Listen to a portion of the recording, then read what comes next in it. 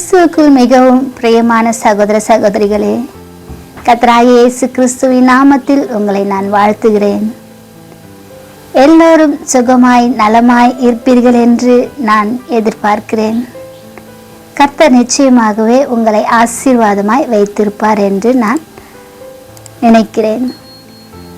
இப்போதும் நாம் உபவாச நாட்களில் நம்ம கடந்து போய் கொண்டிருக்கிறோம். இந்த நாட்களில் நாம் அதிகமாய் கர்த்தரை தேட வேண்டும்.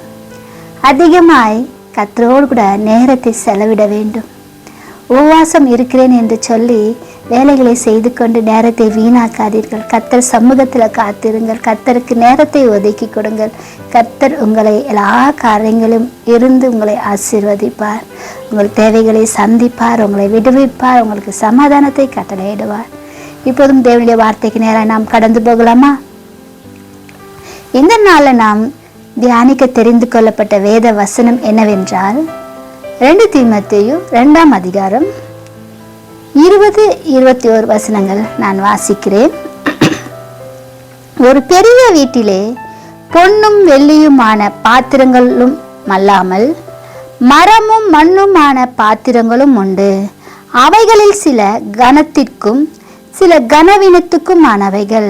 ஆகையால் ஒருவன் இவைகளை விட்டு தன்னை சுத்திகரித்து கொண்டால் அவன் பரிசுத்தமாக்கப்பட்டதும் எஜமானுக்கு உபயோகமானதும் எந்த நற்கிரியைக்கும் ஆயத்தமாக்கப்பட்டதுமான கனத்துக்குரிய பாத்திரமாயிருப்பான்.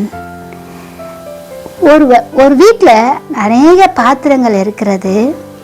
அதில் ஒருவன் தன்னை சுத்திகரித்து கொண்டால், வேத வசனம் என்ன சொல்லுகிறது என்றால் 21வது வசனத்தில் ஒருவன் தன்னை சுத்திகரித்து கொண்டால், ஆம், ஒருவன் சுத்திகரித்து கொண்டால் அவன் பரிசுத்தமாக்கப்பட்டதும் எஜமானுக்கு உபயோகமானதும் நற்கிரியைக்கு ஆயத்தமாக்கப்பட்டதும் கனத்துக்குரிய பாத்திரமா இருப்பானாம்.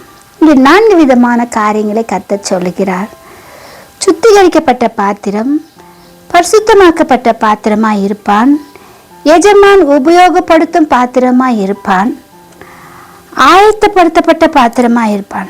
ஆம், ஆயத்தப்படுத்தப்பட்ட பாத்திரமாய் இருக்கும்போது கர்த்தர் அந்த பாத்திரத்தை தன் கரத்தில் எடுத்து கனத்துக்குரிய பாத்திரமாய் பயன்படுத்துவார். ஆகையால இன்றைக்கு கர்த்தருடைய கரத்தில் இருக்கிற கனத்துக்குரிய பாத்திரமாய் நாம் காணப்படணும். கர்த்தர் நம்மை பயன்படுத்துக நினைக்கணும். கர்த்தருடைய கரத்தில் நாம் இருக்கிறோம். கர்த்தர் பயன்படுத்துகிற பாத்திரமாய் நாம் விளங்கணும் என்றால் நாம் செய்ய வேண்டியது என்ன? ஒரே ஒரு நிபந்தனை, நம்மை நாம் சுத்திகரித்து கொள்வது. நம்மை நாம் சுத்திகரித்து கொள்ளும், அதான் முதலாவது நாம் செய்ய வேண்டியது. அப்ப நம்மை நாம் சுத்திகரித்து கொள்வது, நம்மை நாம் எப்படி சுத்திகரித்து கொள்ள முடியும்? முதலாவது நாம் என்ன செய்யணும் என்றால் தேவனோடும் மனிதரோடும் ஒப்புரவாக வேண்டும். தேவனோடும் மனிதரோடும் எப்படி நம்ம ஒப்புரவாக முடியும்? நம் உள்ளத்துல உள்ள கசப்புகள், மனிதர் இடத்துல நமக்கும் சில கசப்புகள் ஏற்பட்டு இருக்கும். இயேசுகிட்டையும் நமக்கு தேவனிடத்திலும் நம்ம ஒப்புரவாக முடியாத சில காரியங்கள் தடையா இருக்கும். வைராகியங்கள், மனிதர்களுக்கு வைராகியம் அதிகமா இருக்கும், கோபம் இருக்கும், மன்னிக்க முடியாத சுவாபங்கள் நமக்குள்ள காணப்படும். அப்போ இவ்விதமான காரியங்கள் நமக்குள்ள இருந்தால் இவை எல்லாவற்றையும் குறித்து எடுத்து நம்ம எல்லாவற்றும் நமக்குள்ள என்னென்ன காரியங்கள் இருக்கிறது என்று எல்லாம் ஆராய்ந்து அறிந்து இந்த மன்னிக்க முடியாத சுபாவங்கள், கோபங்கள், வைராகியங்கள், கசப்புகள் ஏதாகிலும் இருந்தால் அதை நாம் எல்லாவற்றையும் எடுத்து எரித்து விட வேண்டும். இனி அதை விட்டு விட வேண்டும். யாரிடத்திலும் ஒப்புரவு ஆகாவிட்டால் சில நாட்கள் அவரிடத்தில் நீங்கள் பேசாமல் இருந்தால் அவரிடத்துல போய் பேசி அவரிடத்துல சமாதானமாக வேண்டும். அதான் ஒப்புரவாகுதல் என்று. அப்ப நாம் அவ்விதமாய் நம்ம ஒப்புரவாகும் போது, நம்ம சமாதானமாய் ஆகும்போது நமக்குள்ள சில காரியங்கள் நம்ம விட்டு வெளியேறும். இந்த சமாதானமாய் நம்ம இருக்கும்போது தான் கர்த்தர் நம்மிடத்துல ஒப்புரவாவார். இரண்டாவது நாம் செய்ய வேண்டியது, நம்முடைய காரியங்களை நம்ம எப்படி இருக்கிறோம் அதெல்லாம் நம்ம சரி செய்துட்டு, இரண்டாவது நம் கர்த்தராகிய இயேசு கிறிஸ்துவின் சிலுவை முன்பாக போய் நிற்க வேண்டும். அவர் சிலுவை முன்பாக போய் நின்று நம்மை நாம் ஒப்பு கொடுக்க வேண்டும். கர்த்தர் அன்று நாம் செய்த பாவங்களை அறிக்கை செய்து மறுபடியும் அதை நான் செய்ய மாட்டேன் ஆண்டவரேன்னு சொல்லி அதை விட்டு வெளியே வர வேண்டும். அந்த பாவங்கள் நான் செய்ய மாட்டேன் அப்படின்னு சொல்லி நம்ம விட்டு நம் கர்த்தருக்கு அர்ப்பணிக்கும் போது கர்த்தர் நம்முடைய காரியங்களை எல்லாவற்றிலும் உதவி செய்வார். அந்த பாவம் நம்மை அணுகாதபடி கர்த்தர் நம்மை பாதுகாத்து கொள்வார். உன் உள்ளத்தில் ஒரு தீர்மானம் எடுக்கணும். ஆண்டவரே, இந்த சிலுவையினால் ஆண்டவரே, இந்த சிலுவையில் இருந்து வந்த அந்த இரத்தத்தினால், இயேசு கிறிஸ்துவின் பரிசுத்த இரத்தத்தினால் என்னை கழுவி சுத்திகரிங்க. இனி நான் பாவம் செய்ய மாட்டேன் அப்படின்னு நம்ம சொல்லணும். இப்படி நம்ம சொல்லும்போது கர்த்தர் நம்மை இன்னும் பயன்படுத்துகிற பாத்திரமாய் மாற்றுவார். அவர் கரத்தில் எடுத்து நாம் பயன்படுத்தப்படணும். அவரோடு நம்ம இணைந்திருக்கணும். ஆகையால் நம்ம ஒப்புரவாகி கர்த்தருக்கு முழுமையாக அர்ப்பணிக்கணும். இனி நான் பாவம் செய்ய மாட்டேன் ஆண்டவரேன்னு சொல்லி. மூன்றாவது என்னன்னாக்கா, இனி பரிசுத்த ஜீவியம் செய்ய பிரதிஷ்டை செய்ய வேண்டும். பரிசுத்தமாய் நான் வாழணும் ஆண்டவரே. நான் பரிசுத்தமாய் நாம் வாழும்போது தான் அதை நம்ம உள்ளத்தில் நம்ம கொண்டு வரணும். பரிசுத்தமாய் நான் வாழற தீர்மானம் நம்ம எடுக்கணும். அப்படி நம்ம தீர்மானம் எடுக்கும் போது நம்ம என்ன பண்ணணும், பரிசுத்தமாய் நம்மளால வாழ முடியும். நான் பரிசுத்தமாய் வாழணும் அப்படின்ற தீர்மானம் நம்ம எப்படி எடுக்க முடியும்? எப்படி நம்மளால எடுக்க முடியும்னாக்கா, இப்போ இந்த காரியம் நான் செய்ய மாட்டேன்னா செய்ய மாட்டேன், இதுலேருந்து நான் விடுதலை பெற்றுக்கினேன், இனி அதை நான் தொட மாட்டேன்னா தொட மாட்டேன் அப்படின்னு சொல்லி நம்மை நாமே கட்டுப்படுத்தி கொண்டு, இந்த காரியத்தில் நான் ஈடுபட மாட்டேன்னா ஈடுபட மாட்டேன் அப்படி நம்ம கட்டுப்படுத்தி கொண்டு நம் பரிசுத்தத்துக்குள்ளே நம்ம காணப்படணும். நம்முடைய ஆவி ஆத்ம சரீரத்தில் ஒரு பரிசுத்தம் காணப்படணும். அப்போதுதான் கர்த்தர் நம்மை எடுத்து பயன்படுத்துவார். இன்னைக்கு ஒரு பாத்திரம் அழுக்காக இருந்தால் அந்த பாத்திரத்தை நாம் அப்படியே சமைப்போமா? சமைக்க மாட்டோம். ஒரு பாத்திரம் அழுக்காய் இருந்தால், தூசிகளோடு நிறைந்து இருந்தால் அந்த பாத்திரத்தை எடுத்துக்கொண்டு போய் பால் வாங்குவோமா? வாங்க மாட்டோம். முதலாவது அதை கழுவி சுத்திகரிப்போம். அதை கழுவி சுத்திகரித்த பிறகுதான் நாம் என்ன பண்ணுவோம், அதில் சமைப்பதோ இல்லை தூய்மையான பாலை அதில் ஊற்றுவதோ ஏதோ ஒன்று நாம் செய்வோம். அதே மாதிரி தான் இயேசு கிறிஸ்துவும் நாம் எவ்விதமாக இருந்தாலும் அதை நாம் கழுவி சுத்திகரித்த பிறகுதான் நம்மை அவர் பயன்படுத்துவார். அதுபோலதான் நம்மை அவரு பயன்படுத்த நம்மை எடுத்து கரத்தில் எடுப்பார். இன்னைக்கு அழுக்குள்ள பாத்திரத்தை நம்ம ஒதுக்கி அப்படியே வச்சிருவோம்.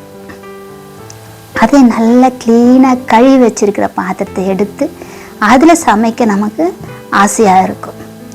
அதே போல் தான் இயேசு கிறிஸ்துவும் செய்வார்.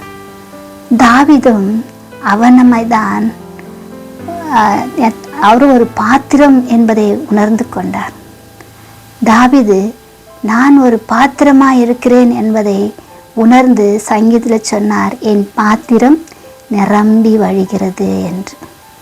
நிரம்பி வழிகிற பாத்திரமாய் தாவீது இருந்தார்.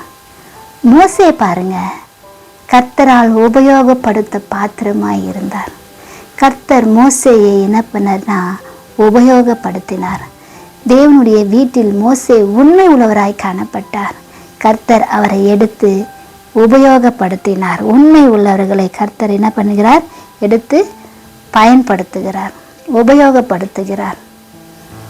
யோபு பார்த்தீங்கன்னா பாடுகள் வழியாக கடந்து போனார். மிகவும் பாடு அனுபவித்தார்.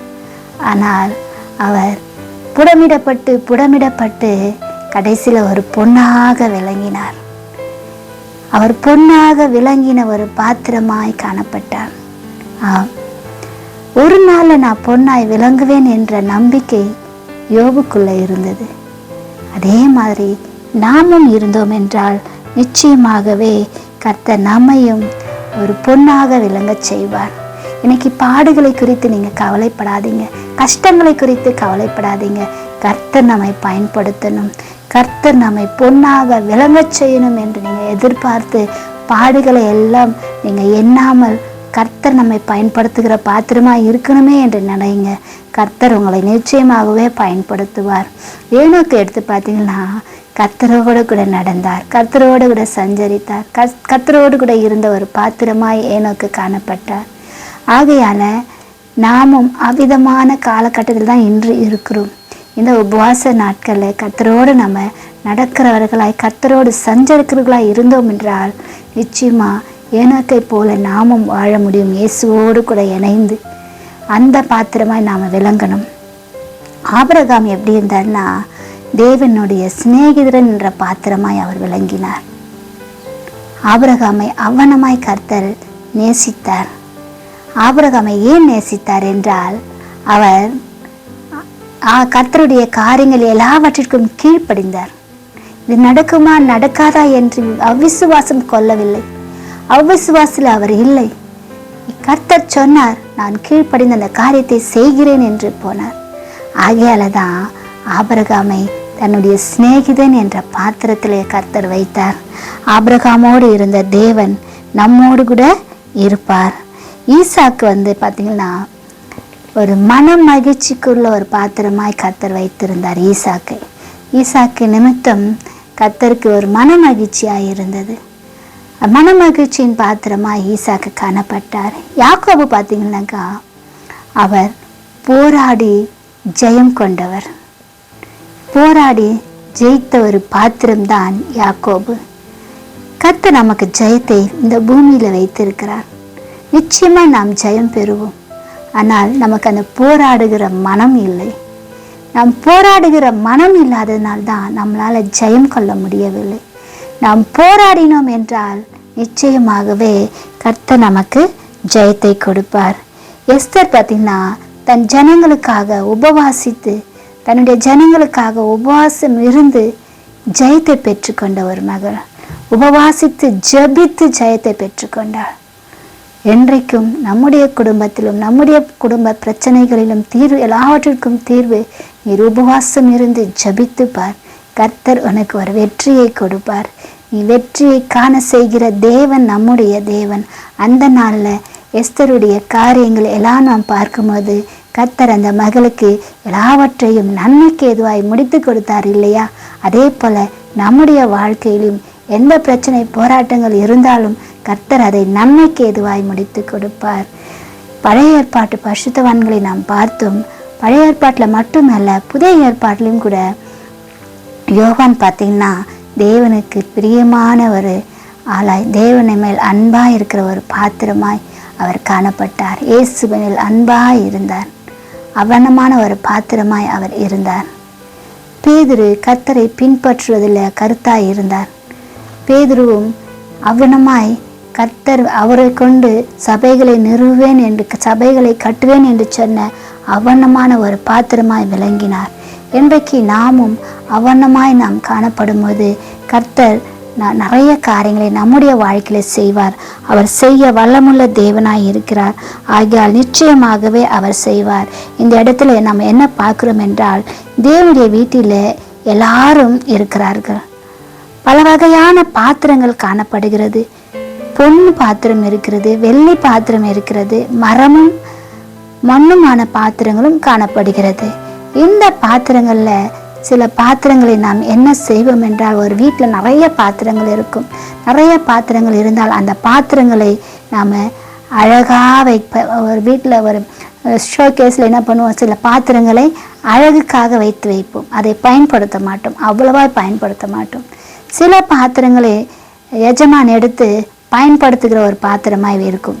அது நம்மை சுத்திகரித்து கொண்டால் கர்த்தர் நம்ம என்ன பண்ணுவாரோ பயன்படுத்தி அதை கனத்துக்குரிய பாத்திரமாய் கர்த்தர் அதை பயன்படுத்துவார். அப்போ அந்த பயன்படுத்த நமக்கு கர்த்தர் நம்மை பயன்படுத்தணும், கர்த்தர் நம்மை கரத்தில் எடுக்கணும் அப்படின்னு நினைச்சோம்னாக்கா நம்ம நினைக்கலாம், இன்னைக்கு நமக்கு நிறைய படிப்பு தேவை, பட்டம் தேவை அப்படின்னு நம்ம நினைக்கலாம். ஆனால் கர்த்தர் நினைக்கிறாரு படிப்போ பட்டமோ கிடையாது.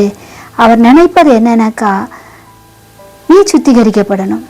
ஒரே நிபந்தனை, சுத்திகரிக்கப்பட்டு தூய்மையாக்கப்பட்டு கர்த்தர் எதிர்பார்க்கிற பாத்திரமா நீ காணப்படணும். நம்ம சரீர பலவீனமா, நமக்கு சரீரத்தில் ஒரு பலன்சாலியாக நான் இருக்கணும் நீ நினைக்க தேவையில்லை. நான் ஒரு பராக்கிரமசாலியாக இருக்கணும் நினைக்க தேவையில்லை. கர்த்தருக்கு அதெல்லாம் தேவையே கிடையாது. அவர் புல்லை கொண்டு பெரிய காரியங்களை செய்வார், கழுதை கொண்டு பெரிய காரியங்களை செய்வார். ஞானிகளை ஞானிகளை அவர் தெரிந்து கொள்ளவில்லை, பேதமைகளை அவர் தெரிந்து கொள்கிறார். ஞானிகள் அவருக்கு தேவை கிடையாது. பலவான்களை அவரை வெட்கப்படுத்த பலவீனம் உள்ளவர்களை தெரிந்து கொள்கிறார். ஆகியால நாம கர்த்தர் எதிர்பார்க்கிற ஒரு பாத்திரமா நாம் காணப்படணும் என்றால் நமக்குள்ள என்ன தகுதி இருக்குது என்று பார்க்காதீர்கள்.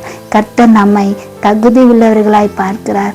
இவர்களை கொண்டு நான் பெரிய காரியம் என்னால் செய்ய முடியும் என்று கர்த்தர் நினைக்கிறார். நம்முடைய தகுதியை பற்றி கர்த்தர் பயன்படுத்துவதில்லை. அவர் சர்வ வல்லமுள்ள தேவனாய் இருக்கிறார். அவருக்கு எல்லா தகுதிகளும் இருக்கிறது. அவர் யாரை கொண்டு என்றாலும் பெரிய காரியங்களை கர்த்தரால செய்ய முடியும். ஆகையால் அவர் பயன்படுத்துகிற, அவர் கரத்துல எடுக்கிற உபயோகம் உள்ள பாத்திரங்களாய் நாம விளங்க வேண்டும். அவ்வண்ணமாய் நாம் விளங்கும் போதுதான் கர்த்தர் நம்முடைய காரியங்கள்ல இன்பமாய் இருப்பார்.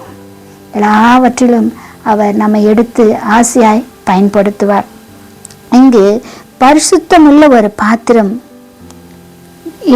இருக்கணும்.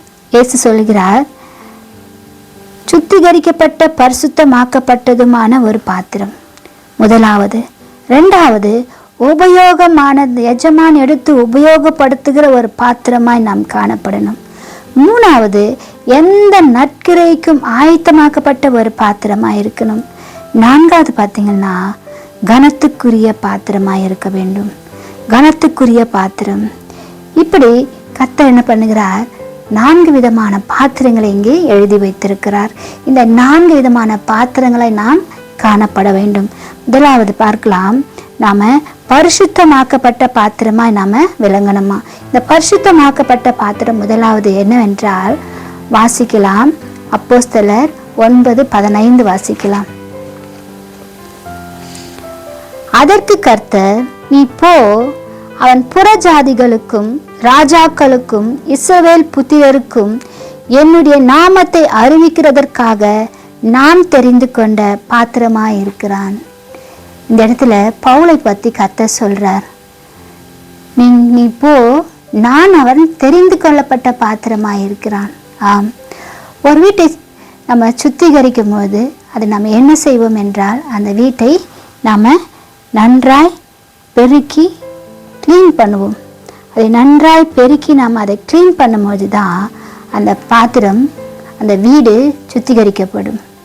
அப்போது அந்த வீட்டை நம்ம சுத்திகரிக்கணும்னாக்கா முதலாவது பெருக்கி நம்ம என்ன பண்ணுவோம், அதை க்ளீன் பண்ணுவோம். அதை க்ளீன் பண்ணிட்டு அந்த குப்பை எல்லாத்தையும் எடுத்துகிட்டு போவோம். ரெண்டாவது, அந்த குப்பைகள் அசுத்தங்கள் எல்லாவற்றையும் எடுத்துகிட்டு போய் என்ன பண்ணுவோம், சுட்டி எரிப்போம்.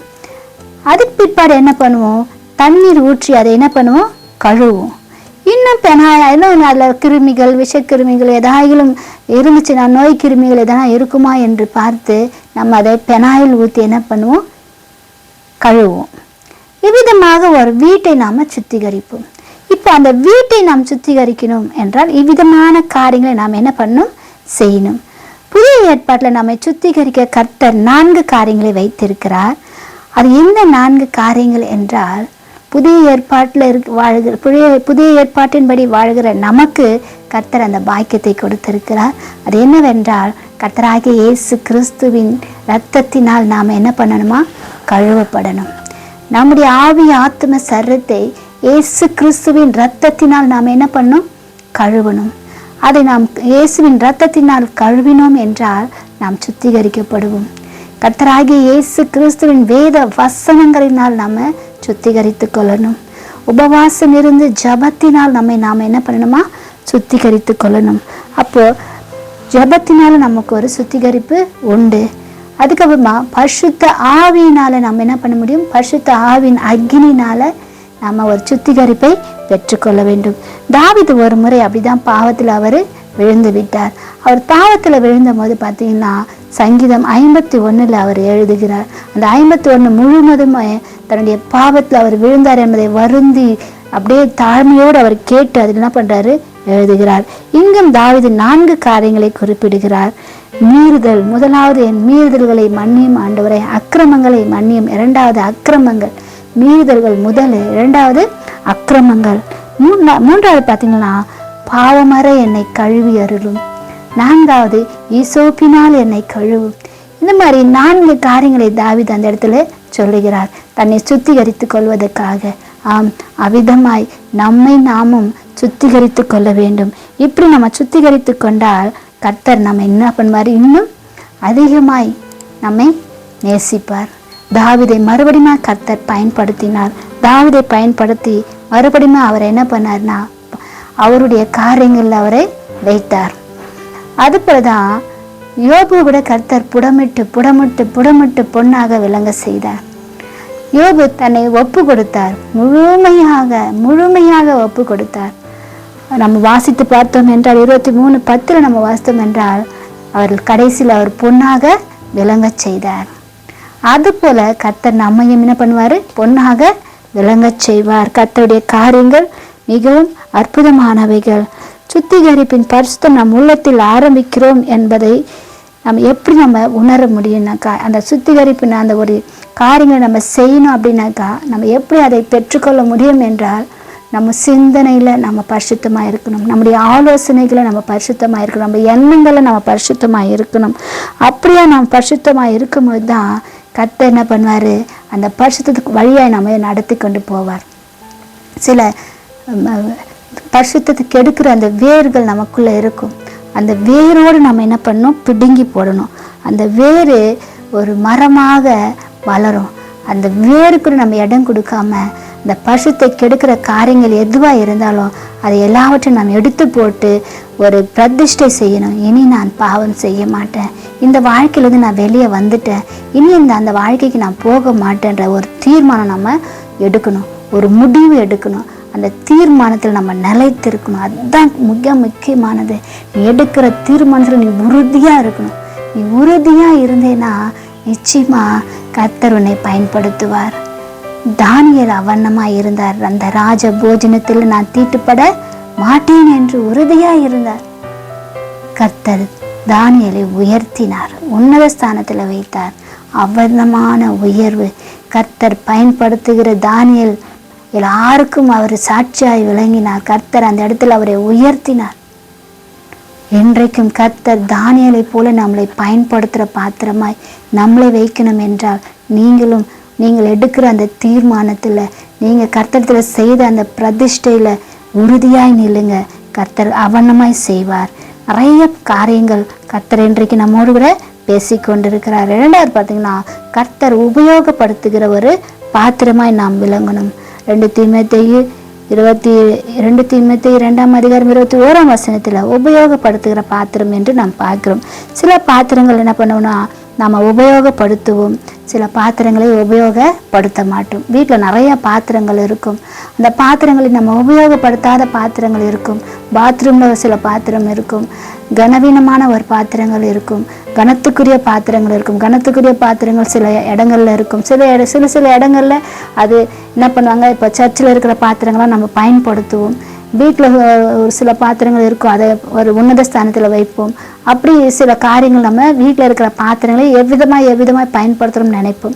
அந்த மாதிரி சில பாத்திரங்களை என்ன பண்ணுவோம், உபயோகப்படுத்துவோம். உபயோகப்படுத்துகிற பாத்திரம் தான் நல்லா அது இருக்கும். ஏன்னா ஒரு கிணத்துல தண்ணீர் ஊறும். அந்த ஊறுகிற தண்ணீர், ஒரு கிணத்துல தண்ணீர் ஊறிக்கொண்டே இருக்கணும். அப்படி ஊர்லன்னா அது நாரிடும் என்று சொல்வார்கள். அந்த மாதிரி அந்த கிணத்து அந்த நம்மளை கர்த்தர் பயன்படுத்தி கொண்டே இருந்தால்தான் நாம் மகிமை பெற்றுக்கொண்டே இருப்போம், கனம் பெற்றுக்கொண்டே இருப்போம். நாம் கர்த்தர் பயன்படுத்தாத பாத்திரமா நம்ம இருந்தால் நிச்சயமா அது துருப்பிடித்து போன ஒரு பாத்திரமாய் தான் காணப்படும். இப்போது ஒரு வண்டி இருக்குது, வீட்டில் 2-3 வண்டி இருக்குது, புது வண்டி ஒன்று வாங்கினீங்க, அந்த வண்டியை நீங்கள் பயன்படுத்துவீங்க, இந்த வண்டியை ஒரு மூலையில் வச்சுருவீங்க. அது கொஞ்ச நாள் பார்த்தாலும் அது என்ன ஆகிடும்னா துருப்பிடித்து விடும், கெட்டு போய்விடும். அது பிரயோஜனமற்று போன ஒரு பாத்திரமாய் காணப்படும். அப்படி இல்லாமல் கர்த்தர் உபயோகப்படுத்துகிற பாத்திரமாய் நாம் என்ன பண்ணும், விளங்க வேண்டும். கர்த்தர் சிறியோர் பெரியோர் யாரை வேணாலும் உபயோகப்படுத்துவார். அவர் யாரை வேண்டாலும் உபயோகப்படுத்துகிற தேவன். சிறியவர்களையும் உபயோகப்படுத்துவார், பெரியவர்களையும் அவர் உபயோகப்படுத்துவார். ஆகியால இன்றைக்கு கனத்துக்குரிய பாத்திரத்தை நாம் பார்த்தோம். அப்புறமா 2 விதமான பாத்திரங்கள் நாம் பார்த்தோம். நற்கிரியைகளை செய்கிற பாத்திரம். இப்போ நற்கிரியைக்கு ஆயத்தமாக்கப்பட்ட பாத்திரம் நாம் பார்க்க போறோம். இப்போ நற்கிரியைகள் என்றால் நல்ல காரியங்களை செய்ய வேண்டும். இயேசு கிறிஸ்து நற்காரியங்களை செய்தார். இந்த பூமியில் இருக்கும்போது இயேசு நல்ல காரியங்களை செய்தார். கண்கள் பார்வையில்லாதவர்களுக்கு கண்களை பார்வை கொடுத்தார். கண் பார்வையற்றவர்களுக்கு பார்வையை கர்த்தர் கொடுத்தார். சுகம் அளித்தார். விடுதலையை கொடுத்தார். பிசாசின் பிடியில் இருக்கிறவங்களுக்கு விடுதலை கொடுத்தார். நடக்க முடியாதவர்களை நடக்க வைத்தார். மரித்தோரை உயிரோடு. இதெல்லாம் நற்காரியங்கள், நற்கிரியைகளை என்ன பண்ணாங்க? அவங்க செய்தார்கள்.